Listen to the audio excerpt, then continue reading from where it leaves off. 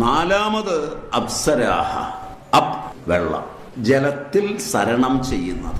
സ്ത്രീരത്നമേഷ കല്യാണി ത്വകസ്മാന്ന ഗൃഹ്യതേ എന്ന് ദേവി മാഹാത്മ്യം പറയും. ശ്രദ്ധാവ ആപഹ.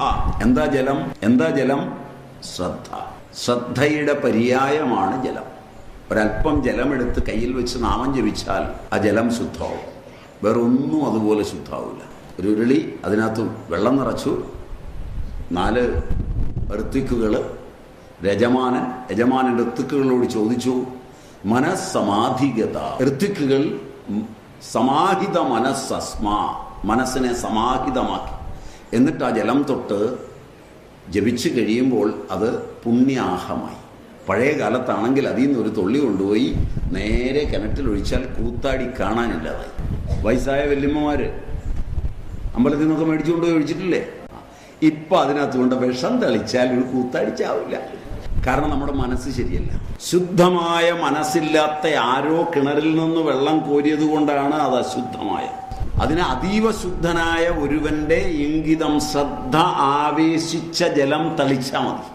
അപ്സര ശ്രദ്ധാവ ആപഹ. അപ്പൊ ശ്രദ്ധയുടെ യജ്ഞാദി കർമ്മങ്ങളിൽ നിന്ന് നിഷ്പന്നമാകുന്ന ശ്രദ്ധ വന്നിട്ട് മാത്രമേ അന്തരംഗ സാധനകളിലേക്ക് പ്രവേശിക്കാവൂ. ഇന്ന് ദീക്ഷയുടെ കാലമാണ്. സർവ്വ സ്ഥലത്തും ദീക്ഷയുടെ കച്ചവടമാണ്. നിങ്ങളിൽ തന്നെ പലരും 3ഉം 4ഉം മന്ത്രദീക്ഷയുള്ളവരാണ്. ഒന്നെടുത്തിട്ട് പ്രയോജനപ്പെടുത്തില്ല. അടുത്ത സ്വാമിയെ കണ്ടു ഒരെണ്ണം അവിടുന്ന് ഇരിക്കട്ടെ. പരസ്പര വിരുദ്ധങ്ങളായ ദേവതകളുടെ മന്ത്രങ്ങൾ ദീക്ഷയായി വാങ്ങി സകല പ്രാന്തും പിടിച്ച് ജനം നടക്കുകയാണ്. ശ്രദ്ധയുണ്ടായിട്ട് മാത്രമേ ഇതിനൊരുങ്ങാവൂ. കാശുണ്ടായാൽ ഓടിപ്പോയി ദീക്ഷ എടുക്കുകയാണ്. ഞങ്ങൾക്കും വളരെ ഒരു രസമാണ് കാശുള്ളവനെ കിട്ടിയ ദീക്ഷ കൊടുക്കാൻ. ഞാനൊക്കെ ഒരു ദിവസം 1000-1500 പേർക്ക് ദീക്ഷ കൊടുക്കും. കാരണം അത്രയും ഭക്തന്മാരുണ്ട്. 34 ലക്ഷം ഭക്തന്മാരിപ്പോൾ കേരളത്തിലുടനീളം മന്ത്രവും ജപിച്ചിരിപ്പുണ്ടെന്ന് പറഞ്ഞു കഴിഞ്ഞാൽ സാമാന്യമായി. അതിലൊരുത്തനും ശ്രദ്ധയില്ലെങ്കിൽ സ്ഥിര വരുമാനമായി. ശ്രദ്ധയുണ്ടായ അവനങ്ങ് രക്ഷപ്പെട്ടു പോകില്ലേ? പിന്നെ എനിക്ക് എവിടുന്ന് വരുമാനം കിട്ടുക?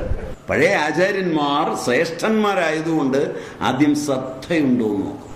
ശാസ്ത്രസ്യ ഗുരുവാക്യസ്യ സത്യബുദ്ധ്യ അവധാരണ സാ ശ്രദ്ധ.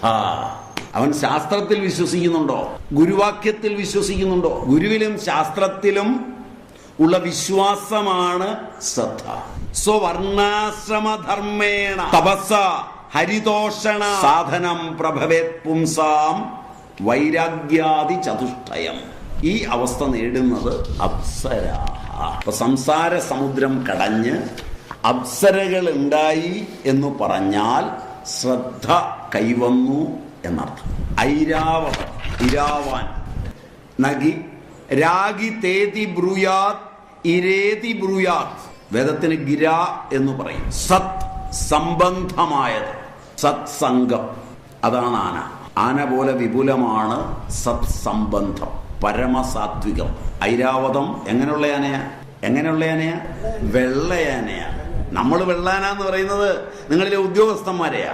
ആ വെള്ളാനയല്ല, നല്ല വെള്ള നിറത്തിലുള്ള സാത്വികമായ ആനയല്ല. സത്സംഗം. സത് പരമാത്മാവുമായുള്ള സംഘം. പരമാത്മാവിനോട് സംഘമുണ്ടാകുമ്പോൾ നിസ്സംഗത കൈവരും. നിസ്സംഗത കൈവന്നാൽ നിർമോഹമാവും. നിർമോഹമായാൽ നിർമോഹത്വേ നിശ്ചലത്വം. അപ്പോഴാണ് ഒരുവൻ സ്ഥിത പ്രജ്ഞനാകുന്നത്. ആ പരമസാത്വിക ഭാവങ്ങളിലേക്ക് സംസാരം മന്ഥനം ചെയ്ത് ആളെത്തുന്നതാണ്. ശ്രദ്ധയാഗ്നി സമിധ്യതേ ശ്രദ്ധയാ ഹൂയതേ ദധി ശ്രദ്ധാം ഭഗസ്യ മൂർധനി വചസാ വേദയാമസി എന്ന് പറയും. അഗ്നി ശ്രദ്ധ കൊണ്ടാണ് ജ്വലിക്കുന്നത്. ഹോമകുണ്ഡത്തിൽ അഗ്നിയെ ജ്വലിപ്പിക്കുന്നത് ശ്രദ്ധ കൊണ്ടാണ്. ശാസ്ത്രം പറയുന്നത് ഒരു ഹോമകുണ്ഡം ഉണ്ടാക്കി ശ്രദ്ധയില്ല, രാവിലെ ചടങ്ങിന് ഇത് ചെയ്യുകയാണെങ്കിൽ അവൻ തീ കായുകയാണെന്നാണ് പറഞ്ഞത്.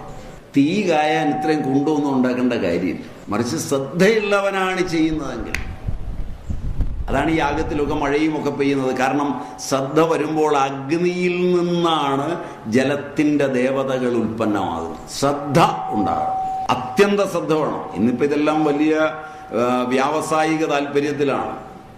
ഒരിടത്ത് മുറുക്കിൻ്റെ കച്ചവടം, മറുവശത്ത് സാരിയുടെ കച്ചവടം, അപ്പുറത്ത് ഫോട്ടോ എടുക്കൽ, ഇപ്പുറത്ത് വേറൊന്ന് ഒക്കെ ആയിട്ടുള്ള വലിയൊരു വ്യാവസായിക എന്തായാലും പറയുന്നത് കേരള ഫെസ്റ്റ്. അതിൻ്റെ നടുക്കൊരു ഹോമകുണ്ടമായിട്ടിരുന്ന് 4 നമ്പൂരാർ പതുക്കെ വല്ലതൊക്കെ ഇങ്ങനെ അർപ്പിച്ചുകൊണ്ടിരിക്കുക. അർപ്പിക്കുന്നതിനിടെ മൈക്കിലൂടെ അവർ പറയുക, ചെവി പൊത്തിക്കോണം, വേദം കേൾക്കരുത്. കാരണം അവർക്കറിയാം ഈ വന്നിരിക്കുന്നവനല്ലേ, ഈ കച്ചവടത്തിന് വന്നിരിക്കുന്നതാണ്, ഇവൻ വേദം കേട്ട് കഴിഞ്ഞാൽ ആ ദേവത ഇവൻ്റെ എല്ലാ താല്പര്യങ്ങളെയും ഹനിച്ചു കളയുമെന്നറിയാം. ഉയ്യ മുരുക്കി ഒഴിക്കണമെന്ന് പറയുന്നതിന് പകരം ഇങ്ങനെ പറയുന്നതെന്ന് കൂട്ടിയാൽ മതി. മറിച്ച് ശ്രദ്ധയാ വേണം ഇത് ചെയ്യാൻ. അഗ്നി ശ്രദ്ധ കൊണ്ടാണ് ജ്വലിക്കുന്നത്.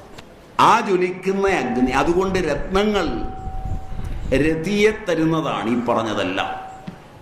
ശ്രദ്ധയെ ധർമ്മമസ്തകം എന്ന് പറയും. അപവർഗങ്ങളിലുള്ള രമിക്കൽ, അതിൽ ആനന്ദമുണ്ടാവും. സത്സംഗം കൊണ്ട് പ്രാകൃത ഗുണങ്ങളിൽ നിന്ന് മുക്തനാവും.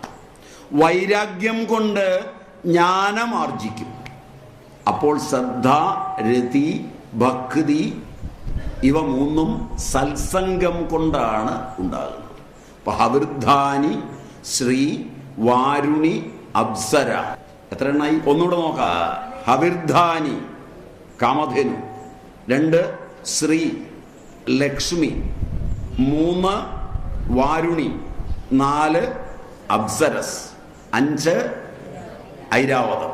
ഈ 5 എണ്ണത്തെ ബഹിരംഗ സാധന എന്നാണ് പറയുക. പാലാഴി ഇന്ന് മുതൽ കടഞ്ഞു തുടങ്ങുക, ബഹിരംഗ സാധന ഉറപ്പിക്കുക, ഐരാവത കുലജാതനായ നാൽക്കൊമ്പനാനയെ അലങ്കരിച്ചു നിർത്തുക രാമാഭിഷേകത്തിന്. അപ്പോഴാണ് രാമൻ താഴേന്ന് പതുക്കെ ഉയർന്നു വരുന്നത്. ഹൃദയ കമലത്തിൽ വരെ എത്തുമ്പോഴേക്ക് ബഹിരംഗ സാധനകൾ ഏതാണ്ട് പൂർണ്ണമായി പൂർത്തിയാവും.